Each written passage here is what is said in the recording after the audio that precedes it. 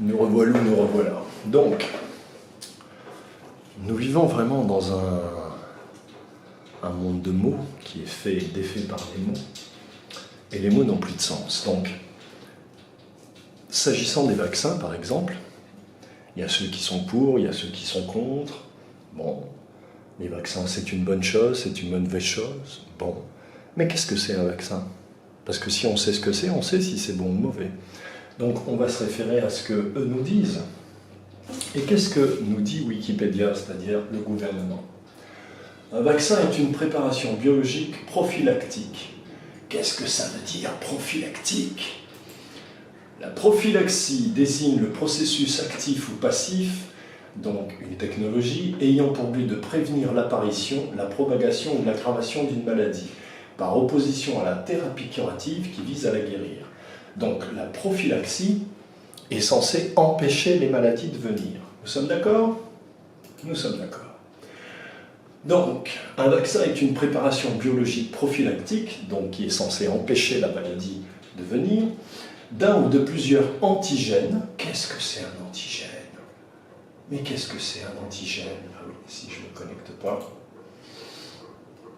ça ne peut pas le faire. Je vais demander une petite seconde. Une petite seconde.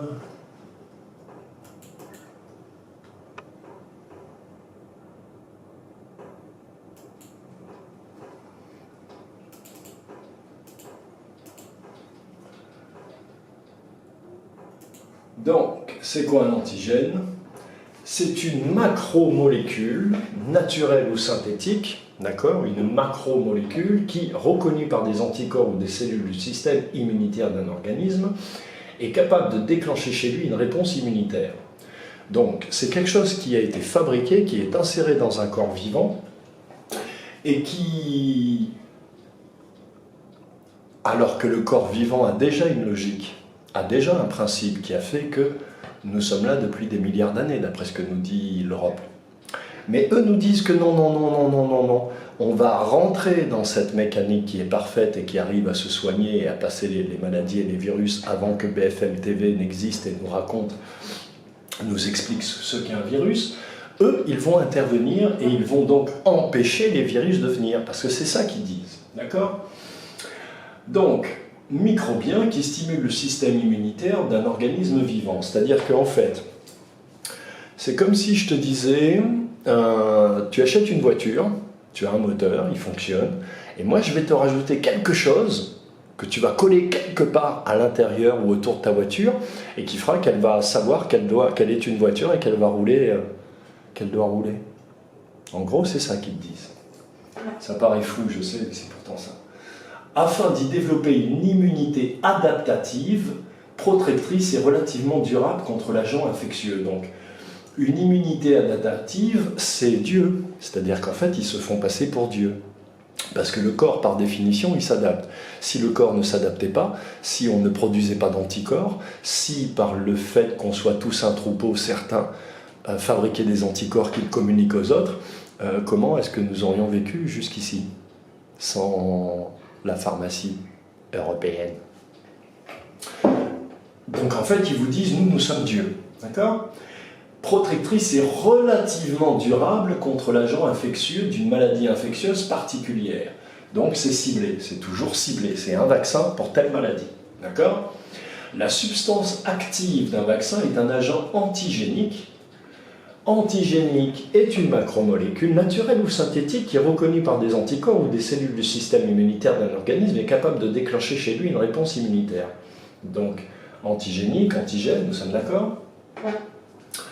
À pathogénicité atténuée, donc le côté négatif va être atténué par une forme affaiblie ou tuée du micro-organisme pathogène. Donc, soit on affaiblit le virus, soit on le tue. Bon, d'accord.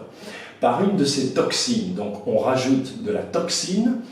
Une toxine est une substance toxique pour un ou plusieurs organismes vivants. Dans l'édition 2009 du Petit Larousse, une toxine est définie comme une substance toxique synthétisée par un organisme vivant auquel elle confère son pouvoir pathogène. Donc on vous dit l'inverse, on vous dit que là c'est la substance toxique qui est synthétisée par un organisme vivant, donc on a rajouté le vaccin, auquel elle confère son pouvoir pathogène. Donc dans le même texte, on vous dit blanc et on vous dit noir. Ou par une de ces protéines spécifiques. La réaction immunitaire primaire met en mémoire l'antigène. Donc, on insère le vaccin.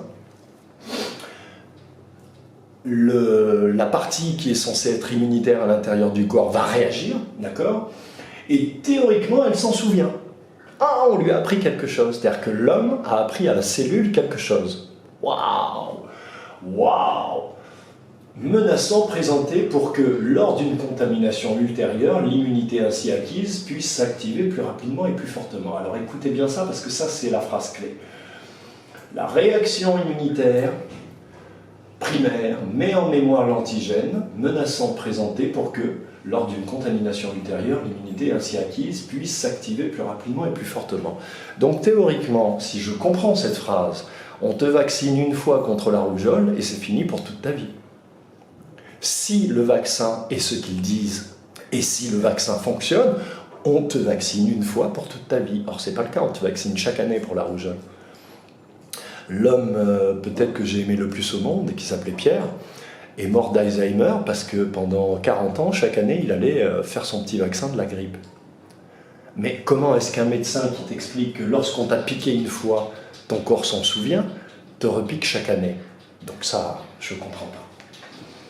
Il existe 4 types de vaccins selon leur préparation.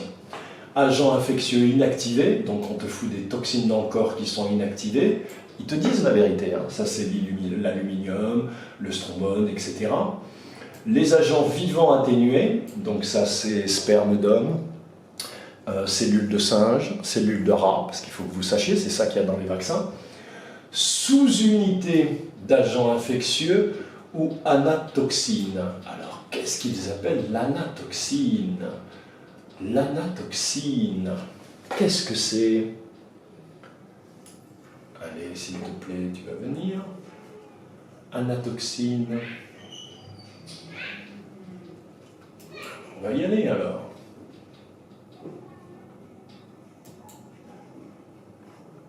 Ici débranché.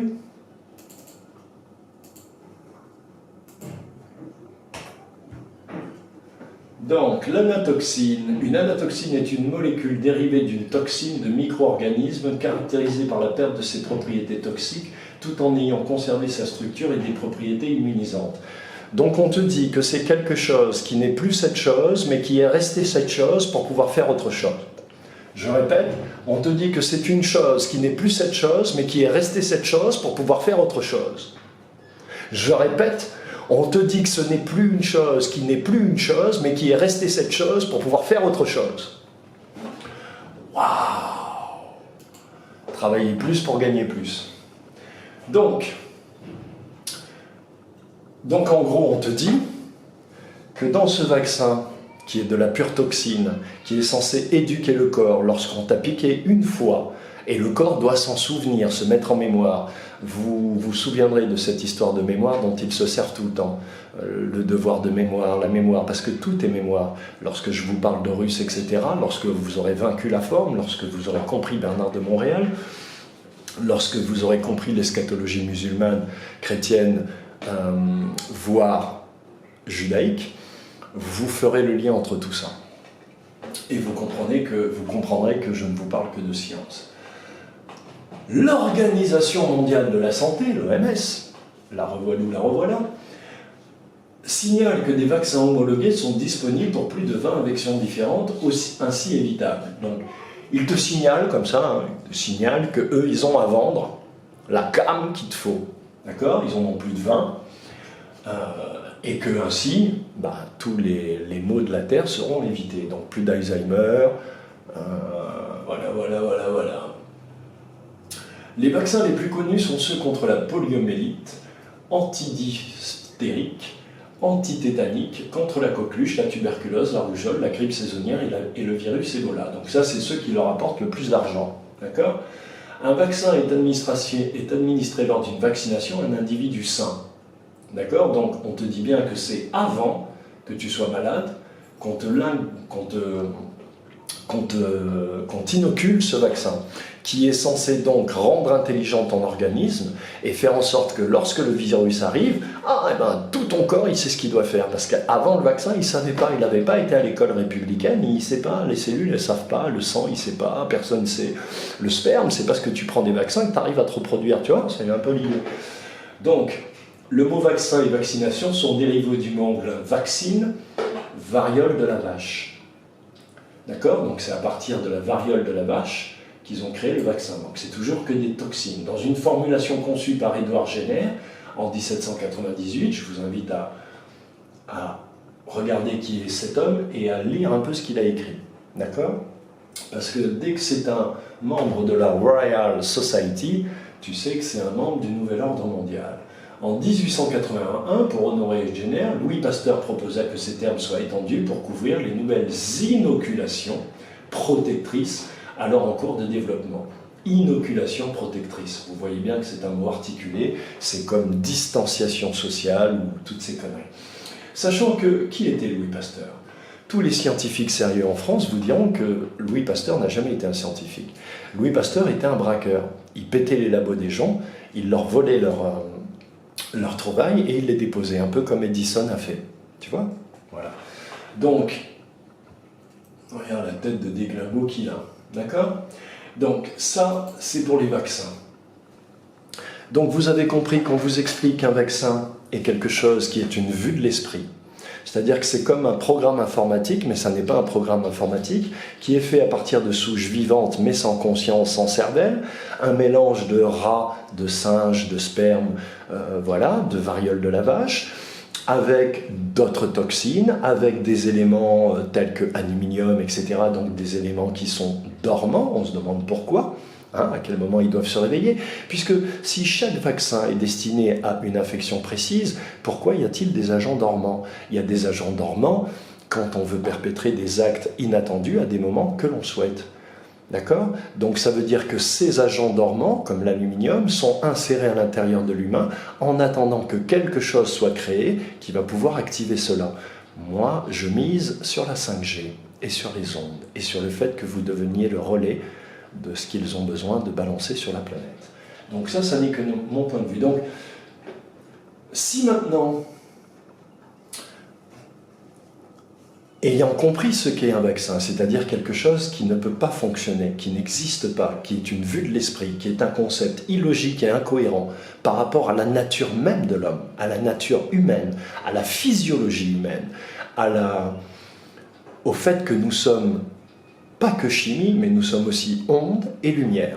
Et ça, les scientifiques ne peuvent plus le nier. Donc, voilà quelque chose que l'homme a créé, qui s'appelle vaccin, et qui, dans son postulat de base, ne vaut rien, n'a aucun sens, n'a aucune logique, n'a aucune légitimité, ni réalité scientifique, ni réalité... ça n'a aucune autre réalité que le concept de vous vendre une idée qu'on va vous inoculer quelque chose et que cela va vous soigner, contre toutes les règles médicales humaines qui veulent que le corps se soigne et se régénère lui-même. C'est une évidence, parce que s'il avait fallu des vaccins pour que nous puissions survivre aux différentes épidémies qu'ont connues la Terre, la vie serait rayée de la carte. S'il avait fallu confiner les gens à chaque fois qu'il y a eu un virus, par exemple la peste 4e ou 3e siècle, je ne sais plus, nous ne serions plus sur la Terre. Donc le confinement est un crime contre l'humanité. Le masque est un crime contre l'humanité. Tout ce qu'ils vous disent de faire va contre ce que la science, la médecine vous indique. Et même l'OMS n'a pas, dans ses recommandations, jugé utile d'indiquer et de conseiller au gouvernement de cautionner le confinement. Pourquoi? Parce que nous sommes des mammifères aussi. Nous sommes des êtres lumineux, certes, mais nous sommes des mammifères. Et c'est lorsque le troupeau fonctionne ensemble qu'il y a une agression de l'extérieur, un virus, sachant que les virus sont l'expression de ce que notre corps fait à l'intérieur pour nettoyer notre corps, justement. Mais ça, on en reviendra quand on parlera de la 5G, parce qu'il n'y a pas de virus. La 5G tue les humains, la 5G traque la vie, la 5G tue la vie, la 5G duplique la vie. Et toutes les conséquences néfastes, physiques, physiologiques, que vous pouvez voir dans votre télévision et qui sont attribuées au Covid-19 sont le fait de la 5G. Sinon, lorsque c'est comme le sida, si tu veux. Tu vois, les gens, ils sont tous morts du sida, mais lui, il est mort d'une pneumonie, lui, il est mort d'une embolie, lui, il est mort, ça n'a aucun sens, d'un infarctus. Lui, non, soit tu es mort d'un infarctus, soit tu es mort du sida.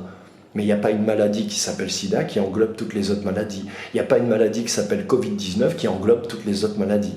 D'accord? Et je vous ai déjà expliqué comment cela fonctionne, c'est-à-dire que la 5G tue tous les parasites qui, justement, sont chargés de recycler les toxines en nous.